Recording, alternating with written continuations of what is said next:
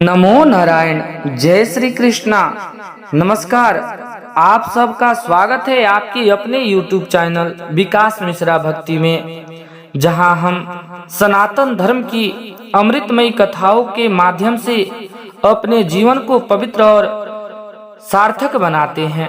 तो आज हम सब सुनने जा रहे हैं माघ मास महात्मा अध्याय 16 की अत्यंत पुण्यदायी कथा, जो हमें यह सिखाती है कि भक्ति, सेवा और संयम से किया गया साधना साधारण सा कर्म भी भगवान को अत्यंत प्रिय होता है। माघ मास को सभी मासों में सर्वश्रेष्ठ माना गया है। यह मास भगवान विष्णु जी को अत्यंत प्रिय है। इस मास में किया गया स्नान, दान, जप, व्रत, सेवा अत्यंत गुण फल देने वाला होता है।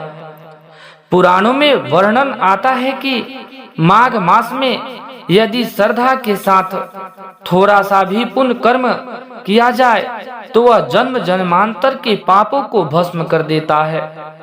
तो आइए श्रद्धा पूर्वक अध्याय 16 की कथा हम सब मिलकर श्रवण करें। तो प्रेम से बोलिए विष्णु भगवान की जय। आइए कथा को श्रवण करते हैं। एक समय की बात है, नौमिषारण्य में हजारों ऋषि मुनि एकत्रित थे। उन्होंने सूत जी से पूछा, महाराज, विनम्र भाव से प्रश्न किया कि हे महाराज, हे महामुने, माघ मास में ऐसा कौन सा कर्म है जो निर्धन, दुखी और साधारण मनुष्य को भी भगवान के परम धाम तक पहुंचा देता है? तब सूत जी मुस्कुराए और बोले, हे ऋषियों, आज मैंने तुम्हें माघ मास की अध्याय 16 की एक अद्भुत कथा को सुनाता हूँ। उसे श्रद्धा पूर्वक तुम सब श्रवण करो, जो स्वयं भगवान विष्णु की कृपा से प्रकट करती है। एक समय पहले की बात है, एक नगर में धर्मदत्त नाम का एक निर्धन ब्राह्मण रहता था। उसके पास ना धन था और ना अन्न का भंडार और ना कोई बड़ा जग कराने की समर्थ, परंतु उसके हृदय में था भगवान विष्णु के प्रति अटूट विश्वास। माघ मास का आगमन हुआ। चारों ओर साधु, संत, तीर्थ यात्री और भक्त नदी तट पर स्नान करने लगे। धर्मदत्त ने भी निश्चय किया कि मेरे पास धन नहीं है, पर यदि भगवान की कृपा करे तो मैं भी माघ स्नान अवश्य करूंगा। प्रतिदिन प्रातः ब्रह्म मुहूर्त में धर्मदत्त ठंडी नदी में स्नान करता। ठंड से उसका शरीर कांपता, पर उसके मुख पर आनंद रहता। स्नान के बाद वह भगवान सूर्य देव को अर्घ्य देता और ओम नमो नारायण का जाप भी करता और नदी के तट पर बैठकर भगवान का स्मरण करता। उसके पास दान देने को कुछ नहीं था, तो वह मन में प्रार्थना करता, हे प्रभु, मेरे पास देने को कुछ भी नहीं है, पर मेरे मन आपको अर्पित है। एक दिन धर्मदत्त ने देखा कुछ वृद्ध साधु ठंड से कांप रहे हैं। उनके पास पहनने के लिए पर्याप्त वस्त्र भी नहीं थे। धर्मदत्त के पास केवल एक पुराना कंबल था, जो वह स्वयं रात को ओढ़ता था। क्षण भर उसने सोचा कि फिर उसके हृदय में आवाज आई, यदि माघ मास में भी मैं त्याग न कर सका तो भक्ति किस काम की है। उसने बिना देर किए अपना कंबल साधु महाराज को दे दी। उस रात धर्मदत्त को अत्यंत शीत लगी। वह भूमि पर बैठकर कांप रहा था। पर उसके मुख से शिकायत का एक शब्द नहीं निकला। वह केवल इतना बोला, हे नारायण, जो कुछ किया आपकी प्रसन्नता के लिए किया है। उसी क्षण एक दिव्य प्रकाश प्रकट हुआ। स्वयं भगवान श्री हरि नारायण वृद्ध ब्राह्मण के रूप में आए। उन्होंने कहा, वस्तु क्या तुमने बिना किसी अपेक्षा के अपना एकमात्र कंबल दान दे दिया? धर्मदत्त हाथ जोड़कर बोला, हे प्रभु, जो आपका है वही मैंने आपको लौटा दिया। तत्क्षण भगवान अपनी वास्तविक रूप में प्रकट हो गए। 4 भुजाएं, पीतंबर, शंख, चक्र, गदा, पद्म। धर्मदत्त भूमि पर गिर पड़ा। भगवान बोले, हे ब्राह्मण, माघ मास में स्नान, जप, सेवा, इन तीनों से तुमने मुझे प्रसन्न किया है। भगवान ने उसे वरदान दिया। उसके सारे पाप नष्ट हो गए। अगले जन्म का बंधन भी कट गया। मृत्यु के बाद वह वैकुंठ को प्राप्त हुआ। सूत जी कहने लगे, हे ऋषियों, यह है माघ मास अध्याय 16 की कथा। इस अध्याय से हमें यह ज्ञान मिलती है कि भक्ति धन की मोहताज नहीं होती। सेवा का भाव सबसे बड़ा दान है। माघ मास में किया गया छोटा कर्म भी अत्यंत फल देता है। जो बिना दिखावे के भक्ति करता है वही भगवान को प्रिय होता है। सूत जी आगे कहते हैं, कलयुग में मनुष्य बड़े यज्ञ नहीं कर सकता, पर यदि वह माघ स्नान कर ले, स्नान, नाम, जप और सेवा कर ले, तो उसे वही फल प्राप्त हो जाता है। यदि आपके पास धन नहीं है, समय की कमी है, साधना सीमित है, तो भी चिंता ना करे, केवल श्रद्धा रखे, माघ स्नान अवश्य करे, भगवान का नाम जाप करे और यथाशक्ति सेवा करे। भगवान स्वयं आपके जीवन की दिशा बदल देंगे। हे नारायण, हम सब आपको माघ स्नान की महिमा समझाने की बुद्धि दे, अहंकार को दूर रखे और भक्ति के मार्ग पर अडिग रखे। तो प्रेम से बोलिए विष्णु भगवान की जय। कार्तिवीर्य कहने लगा कि हे भगवान, वह राक्षस कौन था और कांचन मालिनी कौन थी? उसने अपना धर्म कैसे दिया और उसके साथ कैसे हुआ? हे ऋषि अत्रि, ऋषि की संतानों के सूर्य, यह कथा सुनकर मेरा कौतूहल दूर कीजिए। तब दत्तात्रेय जी कहने लगे कि हे राजन, इस पुरातन विचित्र इतिहास को सुनो। कांचन मालिनी नाम की एक सुंदर अप्सरा थी, जो माघ मास के प्रयाग में स्नान करके कैलाश पर जा रही थी। तब उसके मार्ग में जाते हुए हिमालय के कुंज से एक क्षीर राक्षस ने देखा।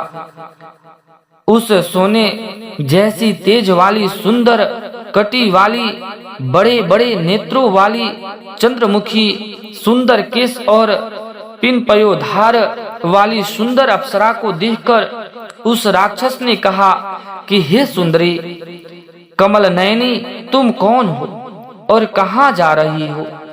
तुम्हारे वस्त्र और वेणी भीगी हुई क्यों है?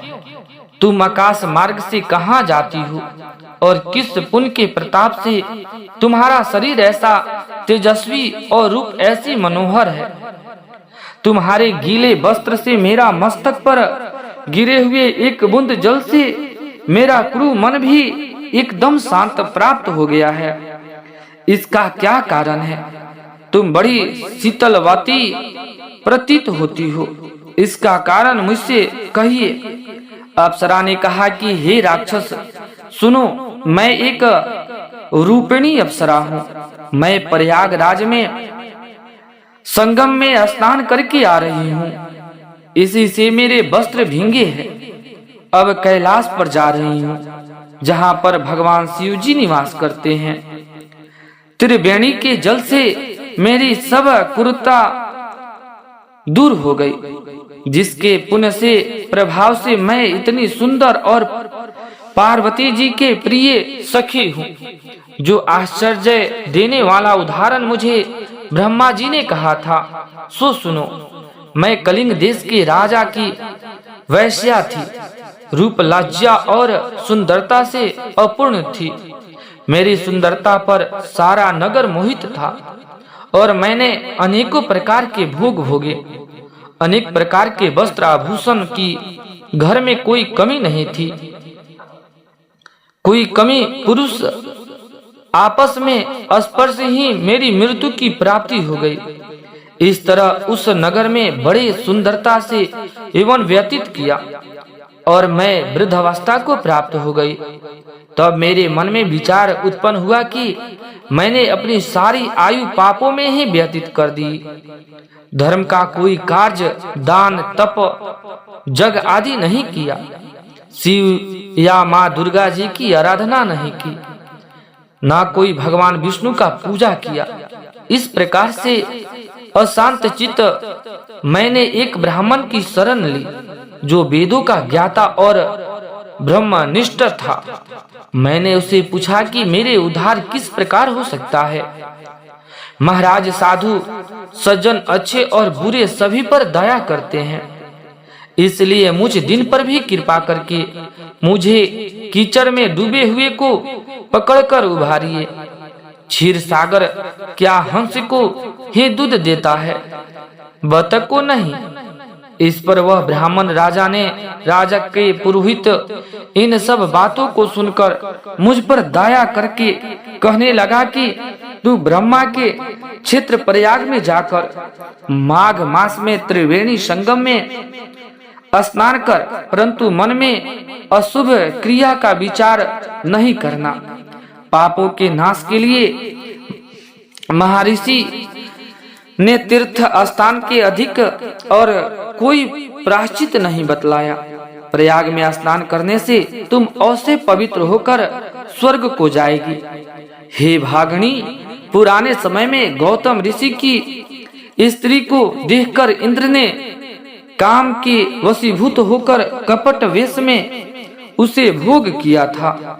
इसलिए ऋषि द्वारा श्राप दिया गया और उनका शरीर अत्यंत लज्जा युक्त हजारों भाग वो आले हो गए। तब इंद्र नीचे मुंह करके अपने पाप कर्म की बुराई करने लगे। मेरु पर्वत के शिखर पर स्वच्छ जल वाले सरोवर पर एक स्वर्ण कमल से भरे हुए कोटर में घुस गए और अपने पापों को धिक्कारता हुआ कामदेव की बुराई करने लगा कि यह सब पापों का मूल है। इसके ही वशीभूत होकर मनुष्य नरक में जाते हैं और अपने धर्म, कीर्ति, यश और धैर्य का नाश करते हैं। इंद्र ऐसा सोच रहा था कि इंद्र के बिना सारा देवलोक शोभाहीन हो गया। तब देवता गंधर्व, किन्नर, लोकपाल, इंद्राणी के साथ बृहस्पति देवता जी से जाकर पूछने लगे कि महाराज, इंद्र के न रहने से स्वर्ग ऐसा शोभाहीन हो गया है जैसे सतपुत्र के बिना श्रेष्ठ कुल। इसलिए स्वर्ग की शोभा के लिए कोई क्रिया सोचिए। इस विषय में देर नहीं लगानी चाहिए। तब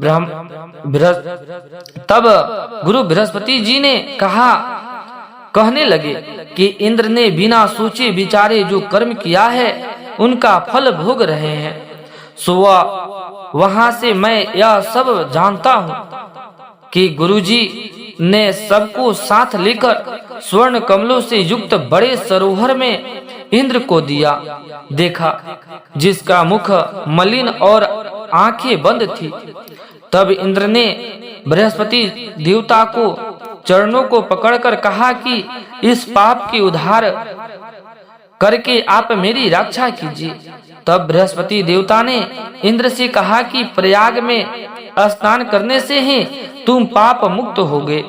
तब इंद्र सहित सबने ही प्रयाग में जाकर संगम में स्नान किया और त्रिवेणी स्नान से इंद्र पाप मुक्त हो गए। तब बृहस्पति देवता ने इंद्र को वरदान दिया कि तुम्हारे शरीर में जितने भंग है वह नेत्र हो जाएंगे। तब इंद्र ब्राह्मण के वर से 1000 नेत्रों से ऐसे सुशोभित हुए जैसे मानसरोवर में कमल शोभमान होते हैं। इस प्रकार से माघ मास महात्म अध्याय 15 की कथा समाप्त होती है।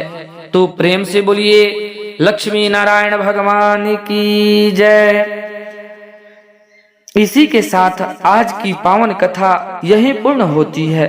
यदि कथा आपको अच्छी लगी हो तो विकास मिश्रा भक्ति चैनल को सब्सक्राइब जरूर करें, कथा को शेयर करें और कमेंट में ओम नमो नारायण अवश्य लिख दे, ताकि आने वाली कथा आपको जल्द से जल्द प्राप्त हो जाए। व्रत त्योहार कब किस दिन पड़ने वाला है आप सभी को ज्ञात होता रहे तो बने रहिए आपकी अपने YouTube चैनल विकास मिश्रा भक्ति में।